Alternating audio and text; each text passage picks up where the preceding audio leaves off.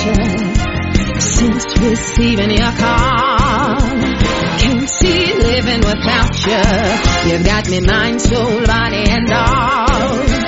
Praying, I pray every night and each day, hoping that you'll drop a line.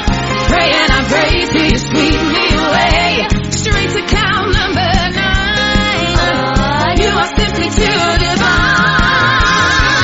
Take me to heaven, take me to heaven. Welcome to our show for all things musical. And just before we start, I'd like to do a quick prayer. In the name of the Father, the Son, and the Holy Ghost. Amen. Because today, it's all about...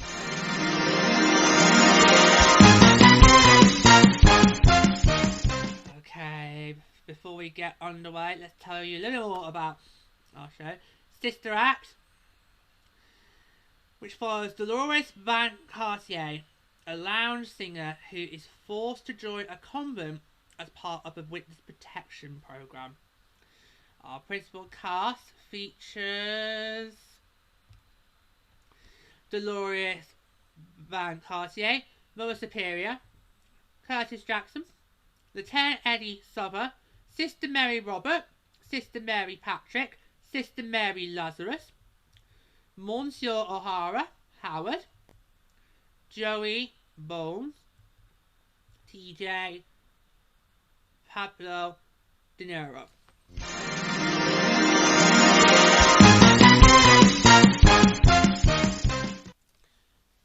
Alright, ready to start talking all about this show, and I have to say this has got to be one of the most funniest musicals I think I've seen. Literally, it had me in stitches. I literally just...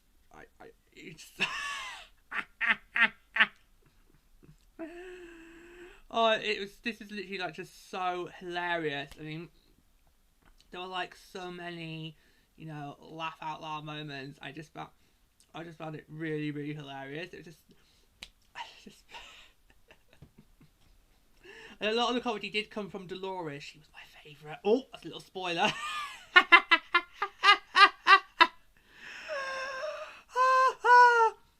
Oh my god. That's a little spoiler. Oh my god. Yeah, sorry, oh god. Yeah. But it was just so, this was just so hilarious. It was just so hilarious. It's just so outrageous. I just thought it was absolutely, yeah, definitely one of the funniest things I have definitely seen in musical theatre. So that was just... Honestly, I could just not stop myself laughing all the way through. It was just so funny. It was just like really, really hilarious.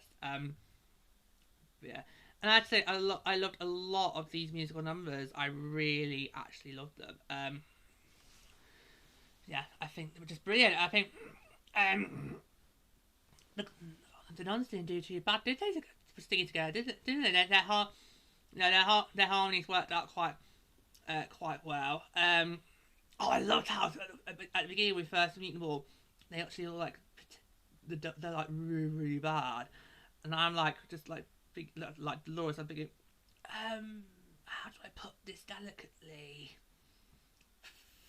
And then obviously it's just Deloris in the skirt. So goes, that's actually brilliant.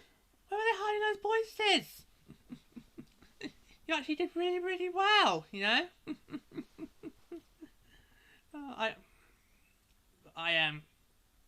I loved a lot of them. I thought a lot of music was really, really good. We had a lot of, with very, very rare solo numbers in it. We had a lot of group numbers. So very rarely we had we had a couple of solo numbers, but it was quite rare. Because a lot of the time it was a lot of group numbers, you know. And I think the group performances actually worked better than the solo performances. Actually, really, really do. I think I preferred the group numbers, just that little bit more. Yeah. So yeah, so I thought the music was really, really, really great. We had a lot of, standout numbers there, so that was really, really good. So that's going to be interesting to talk about later on. And the characters are great. A lot of the nuns reminded me of, okay, if you've not watched Call the Midwife, you're not going to understand this. A lot of the nuns remind me of the nuns from the Narcissus house in Call the Midwife. I could just picture them doing this.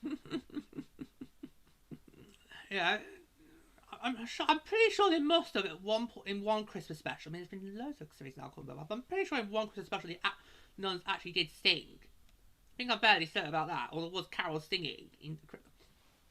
So, I can easily see Sister Gillian and Monica Jones doing this. Is Monica Jones still in here? It's been quite a while since I've watched Call the Midwife. But a lot of those nuns do remind me of the ones from Narcissus house in Call the Midwife. So actually, a couple of them actually were quite not your typical nun. You're wondering how you actually have you managed to survive being in the sisterhood? Because some of them can be a bit lavish and outrageous, and but a couple of them do stand out in particular, which was really good. Because I was wondering, is it going to be just the most superior? It's kind of like the dominant matrix, and the others just kind of get like maybe one couple of lines, and or just be involved in the group numbers. But a fair few of them did have their moments to shine. Which I thought was really, really, really great. And also, gotta appreciate being set in Philly. Oh, I knew I should have put Philly's gear on. I nearly did before. No, that's not no. It's not the sort of standard we've set. I think it would be a bit weird to do Showtime in a baseball jersey, but yes. Obviously, love the setting. Obviously, I'm still a new Phillies. I'm still finding my feet having transferred from the A's. So I'm still trying to find my feet, but I just loved how obviously it was set in Philadelphia. So basically Eddie's area where I've got sports team, but I'm obviously very interested in that area. So Philly Musical Ball, Philadelphia, California, Minnesota. It's probably going to make me think of my respective teams. Because I loved that. I loved how it kind of captured the late 70s vibes, which is what we were going for. So the late 70s in Philadelphia. I felt that it actually that was captured quite well. I thought it was brilliant. I really did. I really loved it. Loved the setting, the scenario. I loved how we kind of really did feel that there's living there in the late 70s, and we felt captured the vibe really well with the settings and everything, the clubs. That was quite good. This was a real feel good musical. I mean, the story is actually quite outrageous, because in real life I'm thinking, would they really do this in real life? I mean, the police were wet washes in that, but I'm just thinking in real life. I mean, I know obviously we do have witness protection, and they probably do. They do obviously hide people, but would you really hide one of them in a church and make them pretend to be a nun for? How long was supposed to be? What was it? A year? She was supposed to be in there. I just can't see that being in real life. No, So the story was great, but I had a little bit of problem believing the key bit to it. I just had a real big problem trying to think, is this believable? Is that honestly believable that you'd have somebody hidden in a church in a witness protection? I mean, if Deloris had just fallen from grace and need to learn what it's like to be a down-to-earth gargoyle, that would be more believable. She gets sent there to the nuns to learn some basic life lessons. That would be believable. But the fact she's sent her to be hidden because she's a witness protection, it's not the sort of thing you see D.S. Jack Weston suggest, would it? You know, we're going to put you in witness protection, and where we're going to take you is the church. That's the only thing I can believe. But what I did love is how in various moments of the show, it kind of felt like, you know, God was kind of influencing the story. Like, there was a moment where obviously Mother Superior is basically just this beautiful musical number. She's praying, which is basically her praying to God, and at the end of it, her prayers kind of get answered. Yeah, so I kind of felt throughout at various points when I showed thinking, oh, God's answering their prayers. How lovely for them. Makes a nice change. Normally he's busy doing whatever it is that God's doing up in the kingdom of heaven. He's probably not watching this show right now. He's got more important things to do. I'm fine. I don't want to see you just yet. One day, yes, but not right now. Give a love to your son as well, my lord. Thank you. Okay. I kind of felt that it was kind of spooky, and how their certain characters' prayers have now just been answered. Like, it's a bit spooky because I do believe in God and the Son of Christ. But so I thought it was a bit spooky how they've answered their prayers in more ways than one. I was like, And I think the Mother Superior's one was the best one because it literally happens right after her musical number. She gets the phone. It's opposite. What's his name? I forgot. The sweaty one. What was he called? I forgot his name already. Oh, that's bad. That's bad. I forgot what it is already. But in my defence, he's one of the male characters, and they're really forgettable. It's all about girl power in this show. So the male characters go, Eddie! Sorry. So he picks up the phone. It's Eddie. It tells her that it's going to be moving Deloris into his flat. Oh no! And then she's like, "Thank you, God." That's the best example. That was the best example of how their prayers were being answered. That was really brilliant. Yeah, so a couple of moments in this discourse I thought, God's answering their prayers. Oh, that's lovely. Is this what it feels like to get to have the Lord answer your call? Oh, that's lovely. Even though in that moment, it kind of reminded me that in the scenes in Cars, when the press are found lying and they take them away, and Sally finds out it was Doc who tapped them off, and Sally's go, and Doc's like, it's best for everyone, Sally, and Sally's like, best for everyone or best for you? I was waiting for somebody to come and do that, but no, we didn't get that.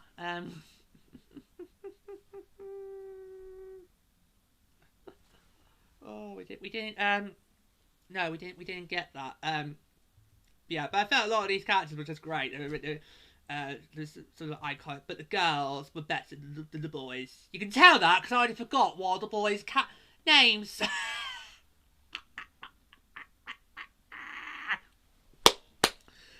Oh dear. But it's been like 9 to 5. The male characters are basically just irrelevant. It's all about girl power. I've seen in my time. I've seen a lot of girl power musicals, and yet haven't seen the Spice Girls one. And that should be the ultimate girl power one to see. But no, I've seen quite a lot of musicals in my time where it's been all girl power. So, and the girls have just been more iconic than the male characters. So I don't think you can play against it. Okay, if it were the ladies, then yes, God, you can send that for the book. That'd strike me dead. But it was one of the men I forgot. So we don't need to worry about that because no. But what I say, Shagfish, I felt this was a really feel-good musical. I mean, we had a lot of upbeat numbers, really, really great. A lot of real feel-good, dancey, steep moments. I just feel if you did not feel good after seeing the show, then that's literally what is wrong with you. Seriously, Kat. How could you not be in a really, real great mood after you've seen the show? Because I feel like this is, a real feel-good musical. And if you are not, sort of, upbeat and happy after you've seen it, then what were you doing for 2 hours? Like, literally, what were you doing? Because that's how I felt after I thought, I feel like I'm in an upbeat now, in a real good mood and everything, and that's what this show did. So that was really, really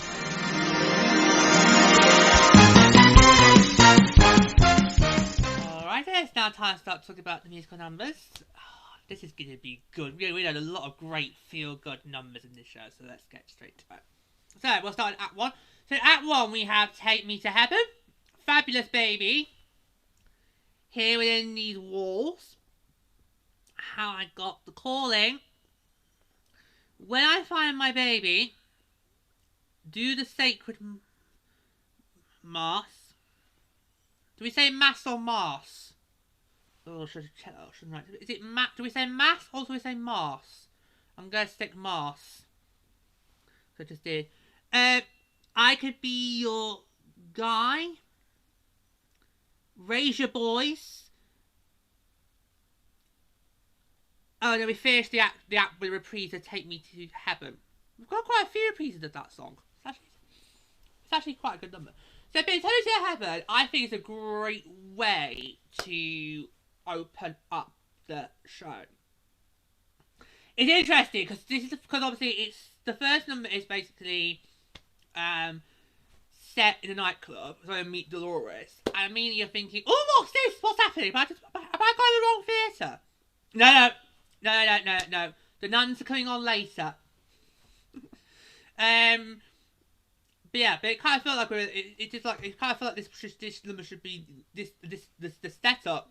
It feels like it should be a different show, but it's a great number to introduce Deloris and what her character is. And I really, really love it. I could easily see this. Do you remember on the last show, I was talking about how here in England, in a lot of our hotels on the seafront, we would have cabaret nights. That's what I think this number would be. It would be you would probably catch that cabaret night in Blackpool. It's a great number, and it kind of is Deloris' signature track. It's a great number to have to start the show. So you have kind of Fabulous Baby. I kind of felt this was kind of Deloris' "fuck you" moment. This was kind of Deloris' "fuck you" to her lover, because it's not long after she opened up her little early Christmas present. He's giving me a blue coat. He's giving me a blue coat. It's not. Wait. It's not just any blue coat. It's his ex-wife's coat.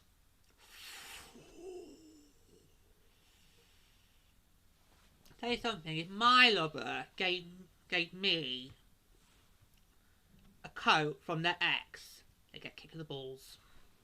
You just don't do that. You just don't do that.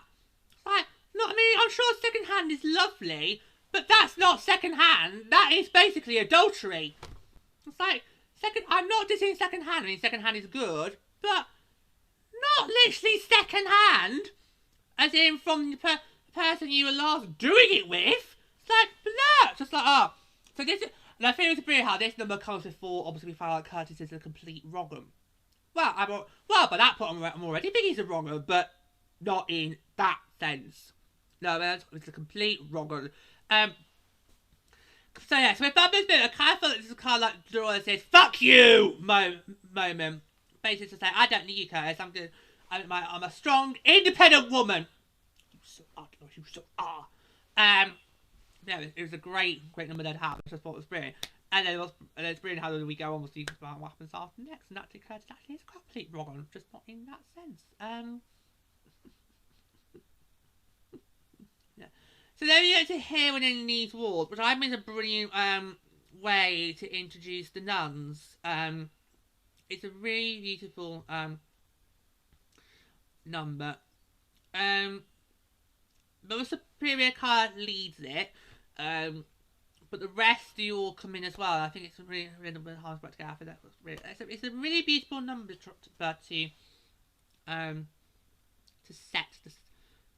introduce the nuns. how I got the coin. Oh, this was just...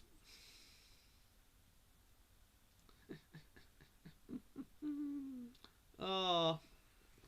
This is a great number for the nuns. Just to... yeah.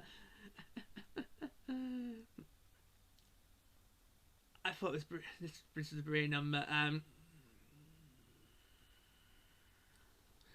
So once we had all the various different nuns just singing it, it was really great.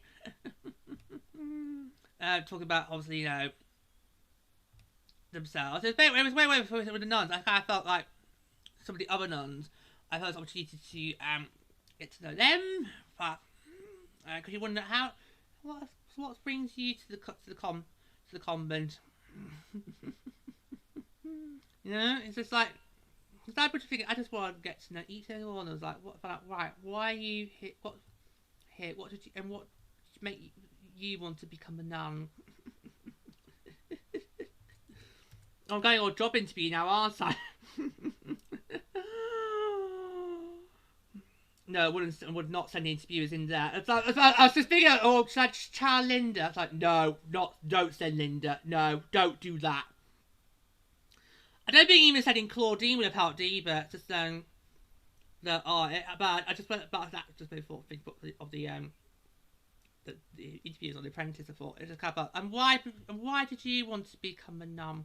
What made you think it was a good? What, you know?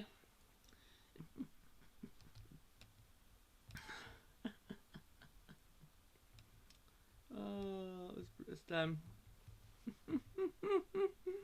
no, it's a great opportunity to get to learn about various nuns, and then obviously to shine because obviously you do worry is most appear going to be the dominant matrix, and the rest just basically just don't get opportunity to shine. So, that's really good. So I think it's a brilliant number to hear, you know, from all the different nuns. Okay, this is how I got involved. This is why I joined the convent. Okay. But yeah, so great to get all the nuns involved, so then you just don't feel like they're just supporting players. They are involved as well, so that's really good. Okay, so where are we up to next?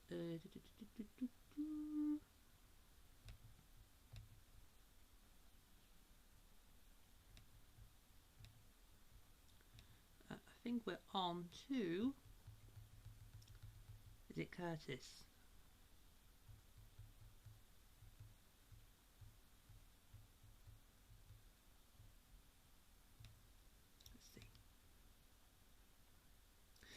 Yes, it is. It's Curtis' number. When I find my baby. Oh. Just. Okay. Okay, Curtis. Where do I start? You've got a lovely voice. It's quite a crooner, though. Okay, because I felt this voice was kind of, I felt this number was kind of, you know, something belonging kind of in the swinging 60s. You know, that kind of crooner voice. You've got a lovely voice, but I don't need to know about your explicit fantasies of what you would do in the bedroom.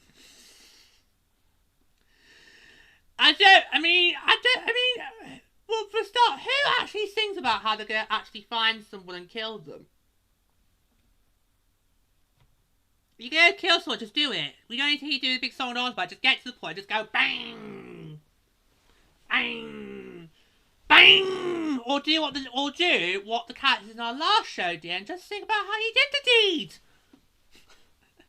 Don't sing about how you plan to do it, and then sing about how you did it.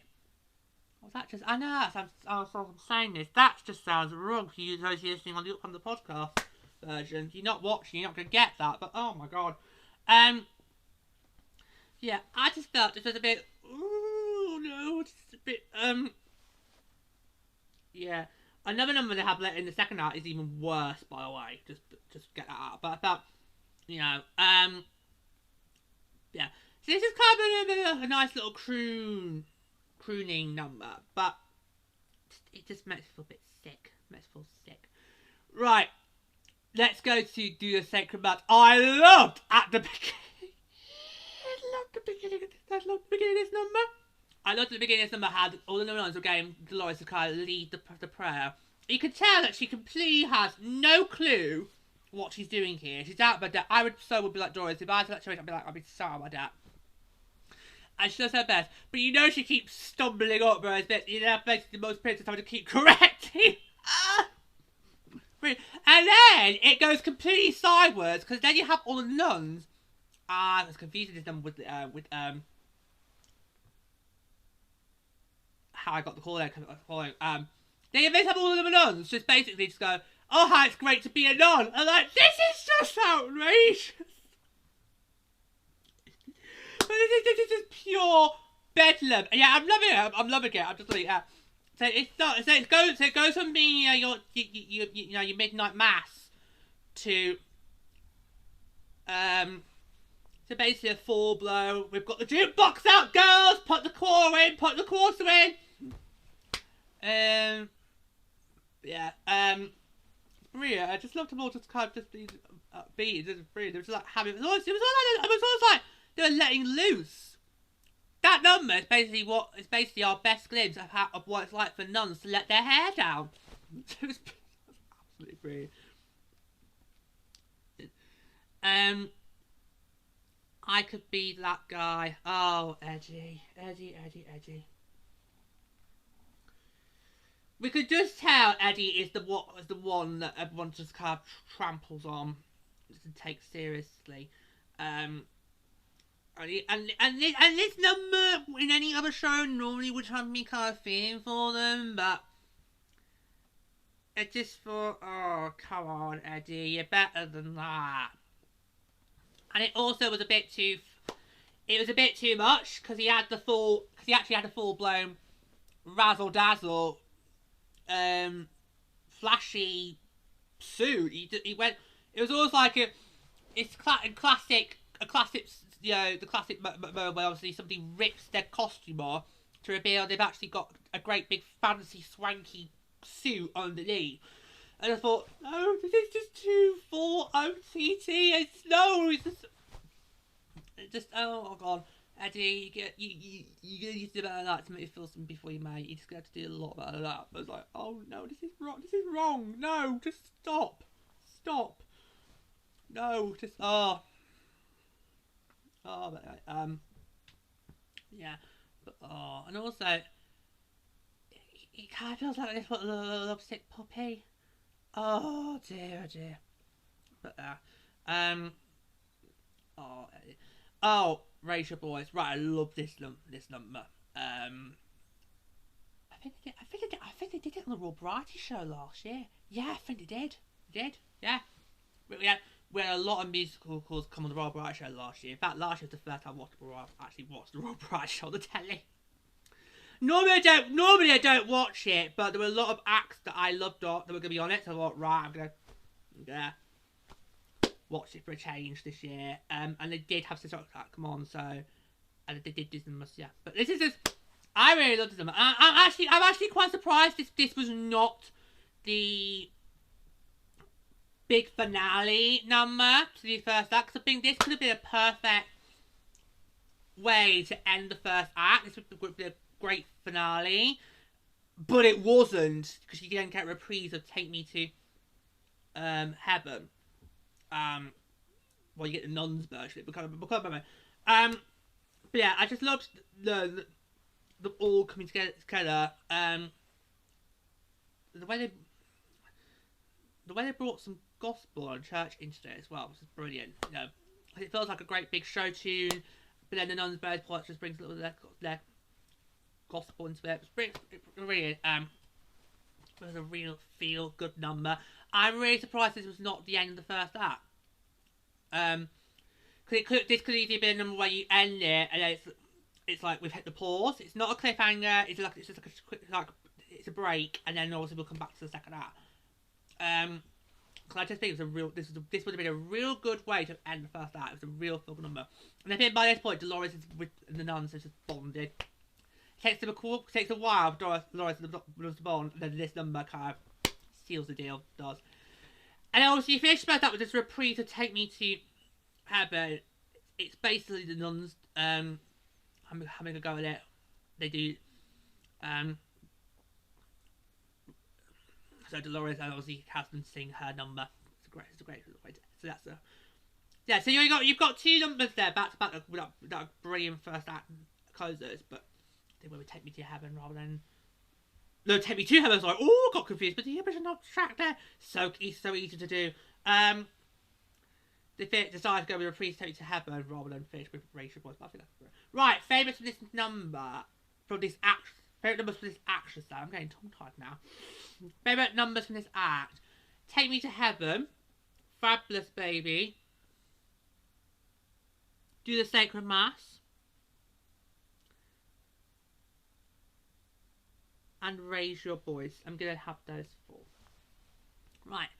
Let's move on to Act 2. So in Act 2, we have Sunday Morning Fever, Lady in the Long Black Dress, Bless Our Show, Here Within These Walls reprise, The Life I Never Led, Fabulous Baby reprise, Sister Act, When I Find My Baby reprise, we've got a lot of reprises in this second act, so this might be a short part. The Life I Never Had, sorry, not Life I Never Led reprise, Sister Act reprise, Spread the Love Around. Okay, so there's a lot of reprises in this second act. Oh my god.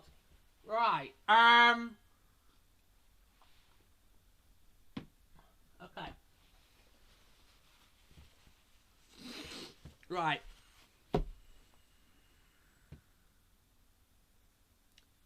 Let's see. Shall we start with Sunday Morning Fever? Which of course obviously opens our second act. I kind of feel like this is basically, the radio commercial that they do.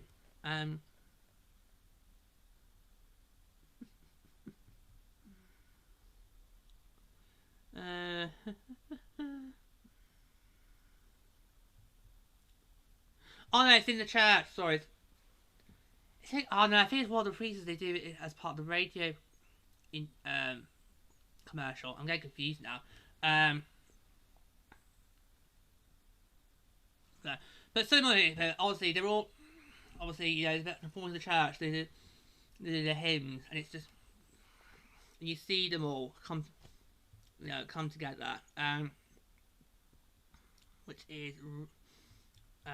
Obviously most people was not really happy with this. But it's great to see obviously how far obviously Deloris has come and how she's really integrated herself brilliantly.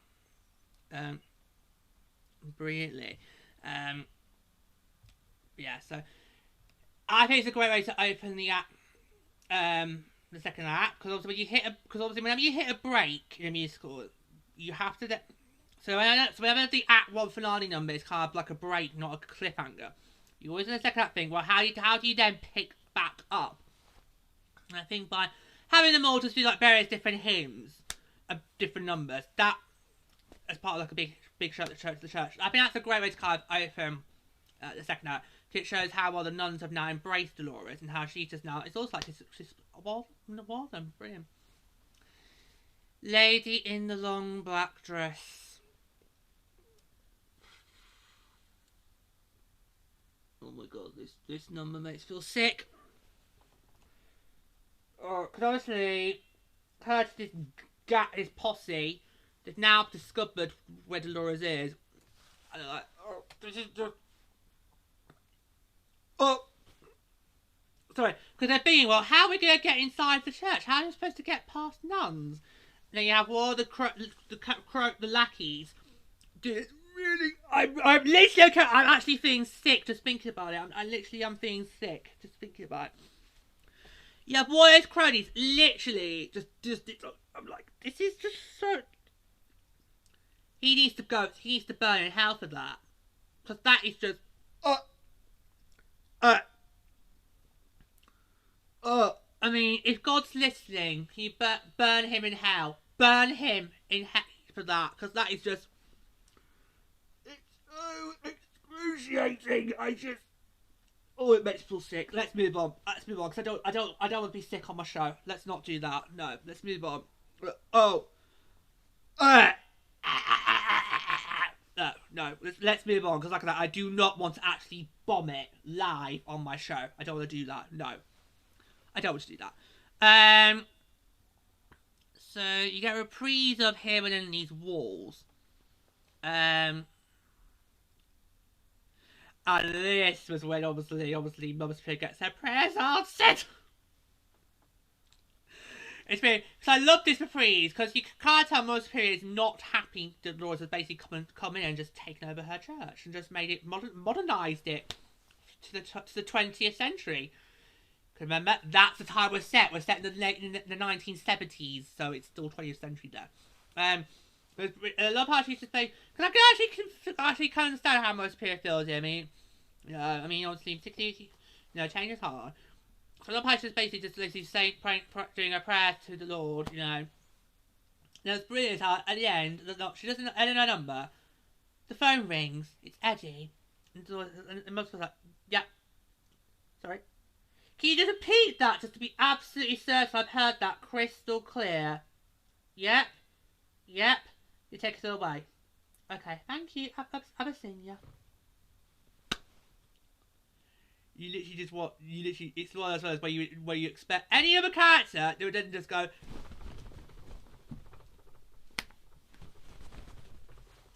But of course, no. Mother Superior it's just. Thank you, God. It is one of those scenes where in any other show, the character would just go, yes! Oh, we need Geraldine Granger.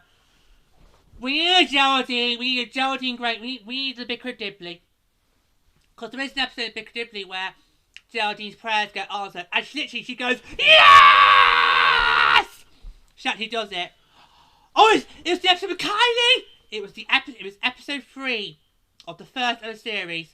It was the episode with Kylie. They were doing a bit. They wanted to book a celebrity to open the British Fair, and they managed to bag Elton John because Alice had a relative who is called Reg Dwight, and of course, as we all know, Reg Dwight is actually the real name of Elton John. And then, of course, later it turns out it wasn't. It was just some guy called Reg Dwight. And then Kylie comes in and saves the day. But Geraldine literally does exactly what I just said to her. She's literally like, her prayers got answered, and she's like, yes! We need Geraldine Granger to show Mother Superior how it's done. But I love how Mother Superior does it arrogantly. Remembers her role. She's okay. Remembers what she's been taught. And it's just like, thank you, God. So I can't actually love that reprise. It's not really a reprise. It's kind of like a different version of the song that we had in the first act. But this reprise, it really makes me see it from Mother Superior's perspective. And of course, there's love at the end. Obviously, after the phone rings, she's like, and her prayer's been answered. It's like, thank you, God. Love you. Give my love to Jesus. Yeah. But no, Geraldine Granger was in that number. She would have done it completely differently. Oh my God. Right, where are we going to next? Ah yes, The Life I Never Led. So, this was done by Mary Robert, and in this number, going back to Nana's house, in this number, she reminded me of one of the nuns who actually decided to give it up. Oh yes. Oh yes indeed. Like I said, it's been quite a while since I've watched Called the Midwife, so I just need a couple of seconds to find out who it was. Yes, so yeah. So in this number, Sister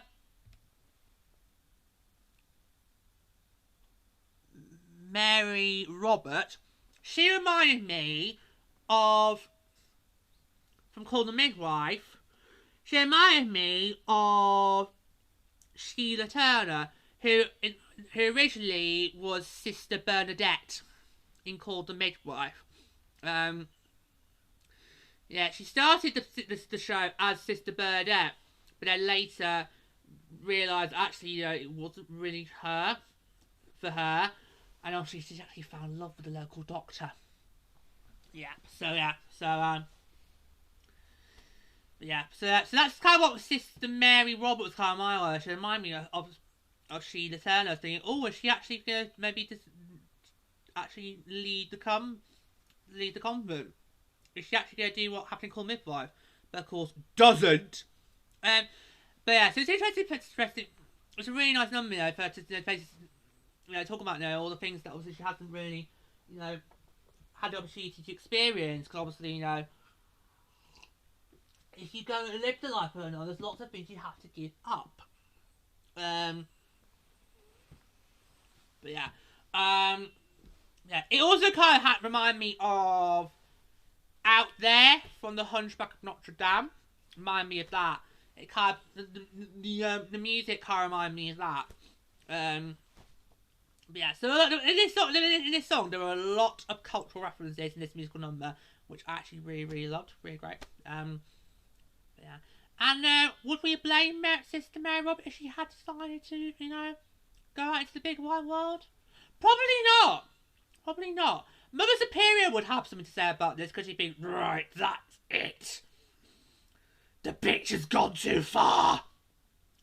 She's just had me choir, and now she's taken away one of my sisters. Off with her head! That's different musical. But I think really the audience would be like, yeah, go see the world.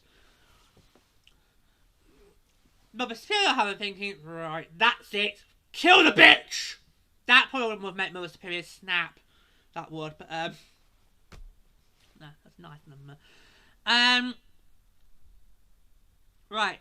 So there you get a reprise of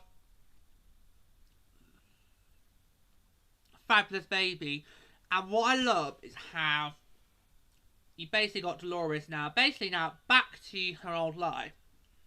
So this is when basically I don't get, why does Eddie move her from the, you know, from the church to his apartment? I didn't get that. Because he actually gets a very quick number. Right, so quick, it's not even mentioned on the list. It's not even mentioned on the list. It's not even mentioned on the list. He gets a quick little number where it's like, I'm trying to work out, is he talking about how, is he thinking about how he's going to protect her, or that he wants her? Anyway, but it's not even mentioned on the list, so we can't talk about it. But I don't get, just because the trial date got moved forward, why does he then move her? It just didn't. I mean, yes, by that point, all the nuns now learn the truth. But I think it would work better if it was because Doris left because it all got the truth, not because, oh, Eddie's now got the trial date moved forward, let's move it into his apartment. That's always like a come on. Well, he did try it, but he wasn't getting lucky that there. But I just didn't get that. But what it does is it allows us to, this reprise of Fabulous Baby, where Deloris is basically thinking about how, you know, she's gonna eventually, you know, once it's all over, I'm gonna finally have the life I'd dreamed and lived for. And you got the nuns also doing in the background doing a little bit of their little hymns as well. So it really cuts between Deloris and the frills and the glitz, the glamour, and your chart hits to the nuns and the hymns. It works brilliantly, and I'm literally just thinking, has she learnt nothing from her time with the nuns? It's like, come on, girl, where's your pang of conscience? Where's your pang of conscience here? Come on, no. She doesn't just get to swan back into her life as it was before. No, sorry, no. Dear Lord, please, can you just strike her down with a thunderbolt? Make her realise something, because, sorry. Did you learn? If I was in her position, I would have learned at least something from being with them. So, we just have a little bit of a... No. So, thankfully, the Lord does answer the prayer. Does strike her down. Eventually, does have that, flash of conscience, pang of conscience. And then we get the brilliant sister act. Which is absolutely brilliant. Brilliant. Because here we go. She's down on her knees, vulnerable, all her own, just a spotlight, brilliant. And then as she's singing the number, she realises, actually, do you know what? I actually was better off where I was. And we were like, yeah.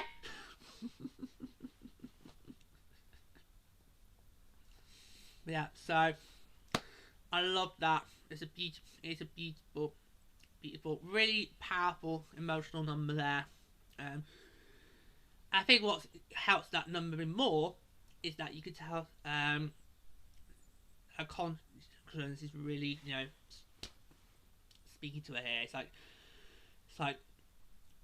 she's having those pangs and most like, oh, am I doing the right thing? Am I not doing the right thing? And really get really confident for the song. Now, all the reprises I could have done without the When I Find My Baby reprise. I could have done without that. Okay, I could have. So I'm going to skip right off. Do one. Because from here out, it's reprise. The Life I Never Led reprise was brilliant because this is basically Mary Robert finally having the balls to stand up to Mother Superior. Oh, and sadly though, she doesn't get to finish because she has the gunshots, which then basically kicks in the bit in the finale. But I thought it was brilliant. Finally, one of the other nuns has the balls to stand up to Mother Superior. What a shame! A gunshot ruined the big finish.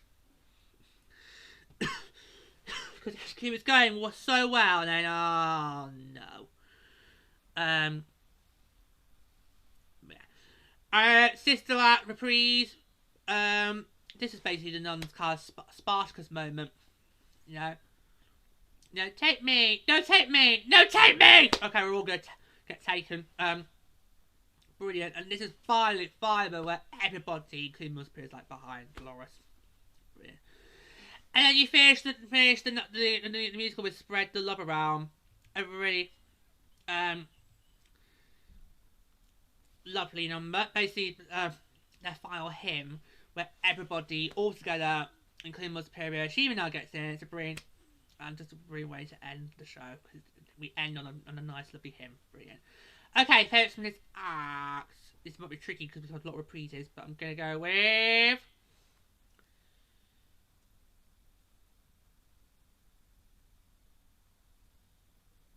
Life I Never Led, Sister Act. I'm actually going to take the Here Within These Walls reprise because it actually really to me isn't the reprise. It's kind of a different number to what we got the first act. So I'm going to have that. So, yeah, so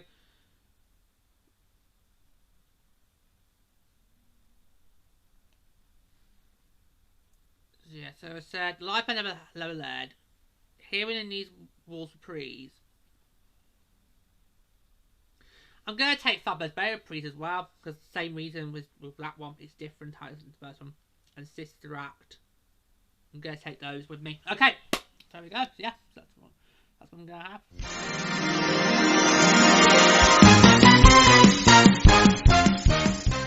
So now we've reached that part of the show where we get to talk about the characters. And I think I did at the start did kind of give away who my favourite was. So, well, what can I say? Yeah, I can't get it away. But at least we don't have to have the excruciating bit at the end of the segment where I'm thinking who to go with, because it can feel a bit of an awkward pause at times, especially when it's quite hard to choose. So I remind you of our cast. We have Deloris Van Cartier, Mother Superior, Curtis Jackson, the Ted Eddie Suffolk, Sister Mary Robert, Sister Mary Patrick, Sister Mary Lazarus,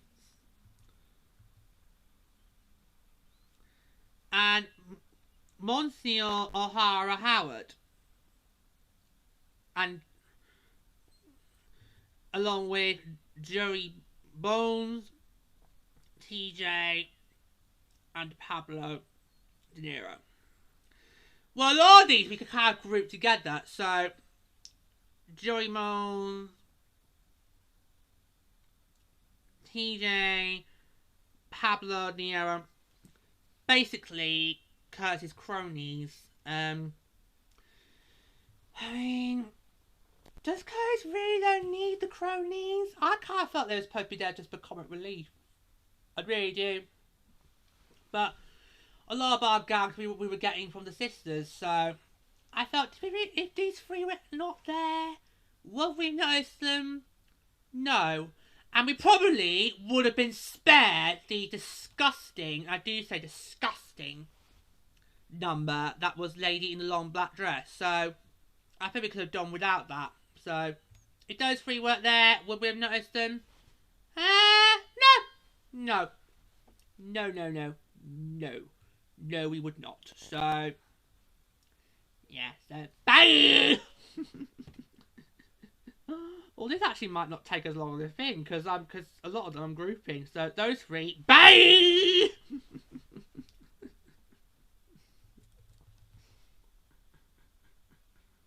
Oh God, I just can't take that. They were just kind of your typical gangsters that you expect from like in a TV. This kind of a TV show or something. Yeah, I just felt like no, I just don't buy it now. Okay, so we move on to I'm hoping I pronounced it right. I don't think I did just then. Let me see. We've got Monsieur O'Hara. Right. No, the priest. Did anyone else think he felt a bit camp? A little bit camp? Little bit camp? Yeah, a little bit camp. To me, he just felt a little bit camp. Just a little bit camp. A little bit camp. A little bit camp. Of course, there's something wrong with that. They do exist. Those, okay, they do exist. We can, you can have gay bickers. They do exist. But I just felt a little bit camp. He just was a little bit camp to me. Just was a little bit camp. No, he'd have loved seeing Deloris' shows if he had his spare time away from the clergy. Yeah, but I just felt, again, if he wasn't there, would we have noticed him not being there? I mean, apart from Curtis, all the other male characters, if they weren't there, I don't think I would have noticed any difference. I really wouldn't. I really wouldn't. I just wouldn't. This is real girl power. Because a lot of the male cats so far, I'm just like, nah, just gonna skim through them. You know, it's like if we're reading comprehensions, just go. Next page. Next page. So I'm in school. We had to do comprehension. We had to read comprehensions. You just would basically have to go just like skim through it, like yeah, okay, next page. And then you get your worksheets like, and you're like, ah, because obviously, because it didn't just then retain in your head. That's what's happening here with the male cats and the sister acts. Like, yeah, the comprehensions, yeah, okay. Oh, I forgot about them. Not memorable. Yeah, and particularly because he comes on and off. I just feel, yeah, just not in that sense, you know. Yeah, I just, if he had more things to do, might have to form a better opinion of him. I really would. let's just get the guys out of the way, then we can come to the sisters. Let's just do that. So Eddie, poor lovesick Eddie. How he got into the police force, I will never know. He's one of those characters you think, are you sure you're in the right profession, mate? Yeah. And he's just such a lovesick puppy, you know. Clearly he's got a crush on Deloris, but he's too afraid to actually, you know, tell her how he feels and everything. But I just feel like he's a little lovesick puppy, and obviously you want to feel sorry for him, but that number he does, it was too OTT. If he still had that number, but we didn't have the flashy costume, and you know the ensemble with it, I think I might have loved it a bit more, because it would have made me sympathise with him more, because it would have been more down to earth. Because he went too OTT in it, it's like, no. Right, so it's a Curtis, the wrong one. Well, where do I start? Curtis, I've got two pieces of life advice for you, mate. Number one, don't give your lovers your ex-wife's clothes as Christmas presents, okay? That's number one. That's the first bit that riled me up. When I was saying, he's giving Lois this early Christmas present, because I come on with your Christmas day. She opens it, look up with her friends, and she finds like, it's a blue coat. But wait for it, everybody. Wait for it. It's not just any old blue coat. Okay? It's not even an M&S blue coat. Can't do that, no. It's not one of those.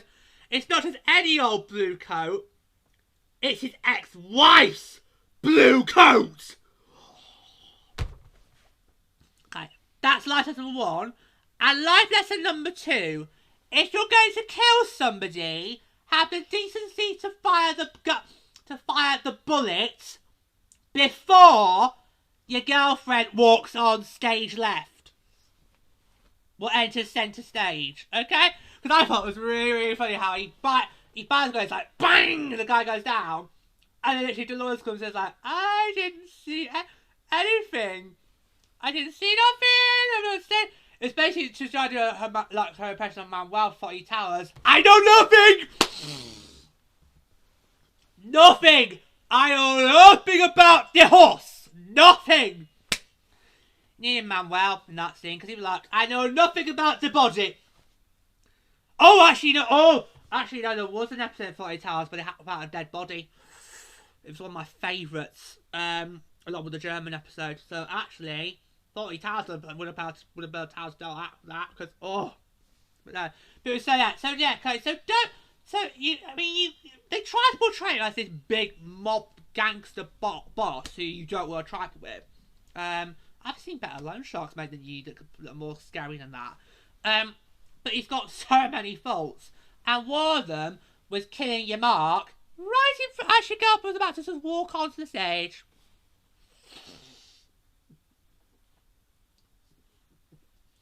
That was just...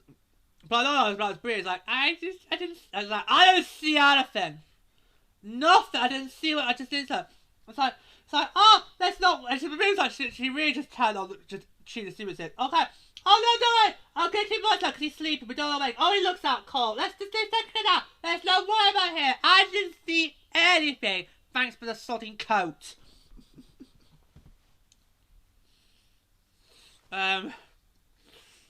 Yeah. I'm actually surprised she actually kept hold of it, because I would have just gone thrown it back in his face. Like, how about it? But we'll do this as a way to try, you know, just stop them from chasing after me. That's what I'd do. Deloris. 101 when it comes to, you know, running away from a scene of crime, and you don't want to get caught by the villains. You throw something at them to deflect them from starting an initial chase. That's 101. She just thrown the coat. All right. Anyway, yeah. So Bill O'Keefe, he's supposed to be portrayed as kind of like typical gangster mob boss, but It's not convincing. It's more pantomime villain than loan shark. So it wasn't really hard convincing me here. Yeah, but God. Especially with his number, he just like crooner. Get him on the cruise ship because he could easily do cabaret. With but, yeah. Right, is that all the men? Is that all the men? Good! Right, let's move on to the sisters. Right. So a couple of sisters that have got decent roles, apart from Mother Superior, were Mary Robert, Mary Patrick, and Mary Lazarus. Right. I feel like Mary Robert's the only one I can actually do properly because talk in detail. Because with Mary Patrick and Mary Lazarus, I don't really think they got fair hearing. Whereas Mary Robert, now, as I already mentioned, she did remind me of Sheila Turner from Call the Midwife, but she didn't. But of course, no, she actually just Mary Robert doesn't then decide to stay with the clergy, stays with the yeah. But I love how Sister Mary Robert. I love how she kind of does have a bit of a wonder for what's outside. Because all she knows is her convent. All she knows is her church. But you could tell there's a little gleamer in her eye, which I love. She's got this little gleamer where she's interested in what actually could be like on the outside world. But of course she's just too timid, too scared to actually try and do it. And Deloris actually gives her the duck courage she needs to basically just stand for herself. Yeah, which I think is really so yeah. So I thought she was really great. Then can I do the other two separately? We're gonna have to group them. Oh no.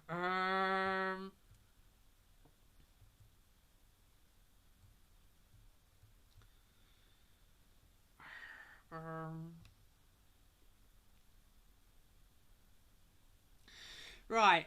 So Mary Lazarus runs the choir. Right, can do before Deloris takes over. And I think what I got here, I was picking up a bit of hostility vibes between her and Mother Superior, because she didn't take too kindly to Deloris joining the choir, and I just kind of thought, oh, I just loved how she had that that rant. It's like, oh, this is Mother Superior, or got a word, or she just stand me up here. I just thought, oh, okay. But yeah, but unfortunately didn't have the balls then later on to do it in front of Mother Superior. Sadly, they all like to bitch about Mother Superior behind her back, never to her face. But no, so yeah,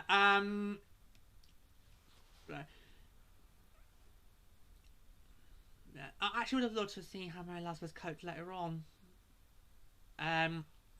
Whenever we do see the choir without Deloris, it's just kind of right at the side, just doing the hymns. You don't really get to see Mary Lazarus go, okay, from the top to girls, so what you to do this section, this bit, that. So that sort of seeing more of Mary Lazarus being like conductor. The Mary Patrick, all I'm going to say about her is she is hilarious. She's just a hilarious character. That's all we're talking about there. Right, that leaves us Mother Superior and Deloris.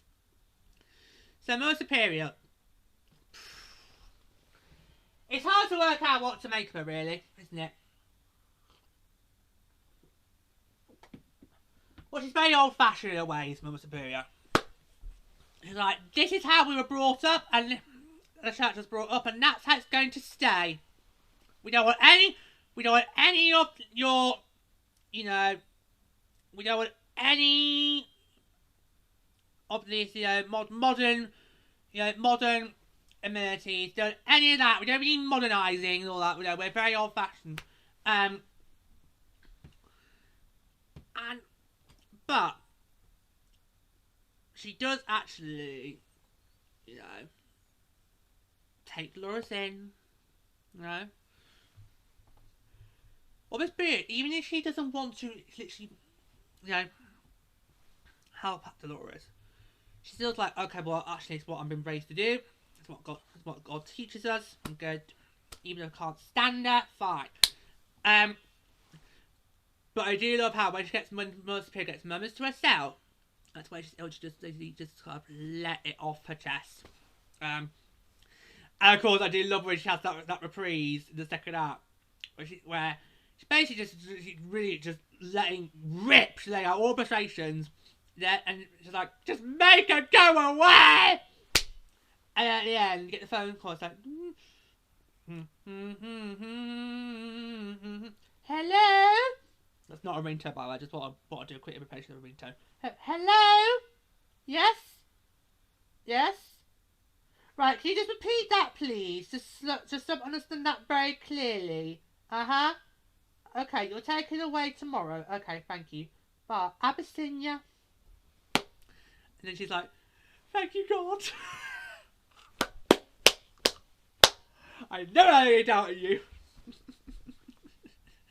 Well, I'm not really seeing you doubt to your faith at all throughout the number, so musical, so until we get to that number. It's like, oh, well, you managed to spoil us. Yeah. Brilliant. It's just brilliant. Really, brilliant. Yeah, loved it. Yeah. I just loved it. Yeah, so, it's kind of, I mean, at most periods, it kind of, there's moments where you love her, moments where you don't love her, and then, by the end of the show, you have to work out, do you love her or do you hate her? For me, it was love her. Basically, I thought, yeah, she's great, then, not so great, and then by the end of it, it's like, okay, love her. Yeah. She's brilliant. Yeah, she's brilliant. Yeah. Then finally, get to Deloris, my favourite. Just absolutely love Deloris. Literally the moment we curtains up, straight away she's just like, just bold, sassy, strong. She's independent, brilliant. I just literally, I think when also she gets told how it's protection, I'm the trailer thinking, there is no way she's going to pass off being a nun. There's no way she's going to do this. Because if I was in her shoes, I would not cack it. I would not hack it. I would not last 10 seconds. So if Mother Superior thought Deloris was a nightmare, she's lucky it wasn't me, because I wouldn't be able to have done it. I mean, what do we have? I don't think there is a bell equivalency.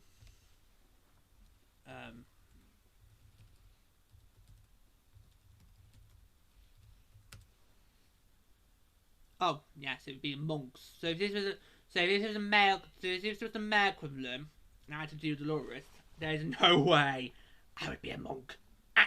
No. So I bet most people let's be thankful it wasn't me, because I would not have lasted 10 seconds.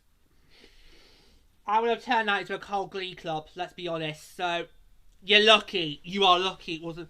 So that's why at first I didn't think Deloris was going to hack it, because I thought if it was me, no way. I'd rather take the chances. I'd rather risk being shot dead. Okay, I would not last. No, why am I being jealous? I would not even last 5 seconds doing it. I could not do it. I would not last 5 seconds. Why was I being jealous? I was saying 10. No, 5. I would not last 5 seconds. No, would not would not be able to do it. Couldn't do it. No. So she's got bigger balls than me for being able to do it, Deloris, because I would not last 5 seconds. Okay. Yeah. But what I really love is how when she is being Sister Mary Clarence, you don't lose any of that personality from her. She's still able to keep her, sassy personality there, which is really good. Because I think if you were going to be in Deloris' position, wouldn't you try and just tone it down? Tone yourself, and this is no reason why I'm not able to do it, because I'm not able to turn my personality down. But I think Shouldn't she be trying to do it? Why is she still trying to be in this outrageous, lovable character that we've already come to love already so far? Shouldn't she be trying to, turn it down a bit? Maybe do like a posh accent? The posh mumble. Oh, this was infiltrate posh regattas. I'd so be able to do it because I can do the posh mumble. And the laugh this season, which one should we have? Oh yes, and the laugh this season is the song Poker Face by Lady Gaga. Can't read my poker face. Ha ha ha ha ha ha ha ha. So if you ever need to do wit protection to pin up in Hen's regatta, that could get away with it. Because I do still think I do sometimes speak posh. I'm not posh. I'm common as mud. But I could do it. And I could do the posh mumble, no problem. And got the laugh. So yeah. But I love how Doris, when she is being Sister Mary Clive, doesn't change her personality. She's still outrageous, still lowish. The nuns at first, they don't know what's hit them. They don't know what's hit them. But what I love is how she's able to eventually integrate, and gain their trust and their love and affection. And, they become really great friends at the end. And they're being basically we're getting to second act. I'm convinced, yes, she's pulled it off. All my doubts had in the first act about, she give her a hand on this, she give her to do it. They just fade as soon as we go to curtain up for the second act. It's like, yeah, I believe it, she's done it. Brilliant. She's absolutely brilliant. Yeah. So, I'll reaffirm it. I know I gave it away at the start of the show. I know, that's naughty. Supposed to leave you guessing till the actual segment. But, yeah, couldn't keep it in. Yeah, my favourite from the show, it is.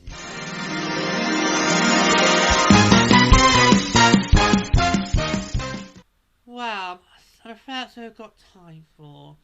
I know. Thank you so much for joining us.